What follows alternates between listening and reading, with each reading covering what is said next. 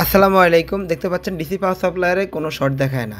তো যদি আমি পাওয়ার সুইচ ট্রিগার করি, দেখতে পাচ্ছেন পাওয়ার সুইচ ট্রিগার করলে এখানে হাই বুটিং দেখায়। তো 20 থেকে স্টার্ট হয়ে 40-এ গিয়ে দাঁড়িয়ে থাকে।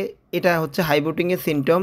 তো হাই এম্পিয়ার কনজুম অথবা হাই বুটিংকে যদি আমি এক কথায় বলি, তাহলে পাওয়ার আইসি ব্যতীত অন্য যে কোনো সেকশনের মধ্যে অবশ্যই শর্ট রয়েছে। আর পাওয়ার আইসি অবশ্যই ভালো আছে যেহেতু বুটিং হচ্ছে। তো আই চার্জারে লাগালে আরেকটু কনফার্ম হয়ে যাবেন হাই বুটিংয়ে বা হাই এম্পিয়ার কনজুমে কি আসলেই শর্ট থাকে কি না। তো দেখতে পাচ্ছেন এখানে আমি ব্যাটারি লাগানো অবস্থায় 0.55 নিচ্ছে এবং ডিসপ্লেতে কোনো চার্জিং লোগো আসে নাই, মানে ফোনটা ডেড অবস্থায় রয়েছে। তো এখানে ব্যাটারি কানেক্টর খুলে দেওয়ার পরও সেম একই পরিমাণে এম্পিয়ার নিচ্ছে, দেখতে পাচ্ছেন 0.55। তো বোর্ডটা যে অবস্থায় রয়েছে এই অবস্থায় যদি আমি একটা জাম্পার করি তাহলে সেটা অন হয়ে যাবে। তো এই জাম্পারটা করতে করতে কয়েকটা টিপস দিয়ে রাখি।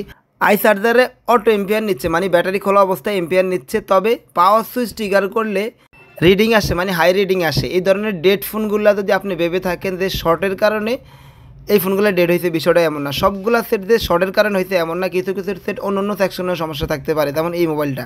তবে আরও একটা কথা, হাই বুটিংওয়ালা সেটগুলো যদি কোনো ক্রমে আপনি ডেড সলিউশন করেনও, ওই মোবাইলগুলোতে ব্যাটারিতে চার্জ থাকবে না, কারণ অবশ্যই সেটের মধ্যে শর্ট রয়েছে, যেটা সিপিইউ সেকশনের বা ইএমসি সেকশনে শর্ট থাকতে পারে।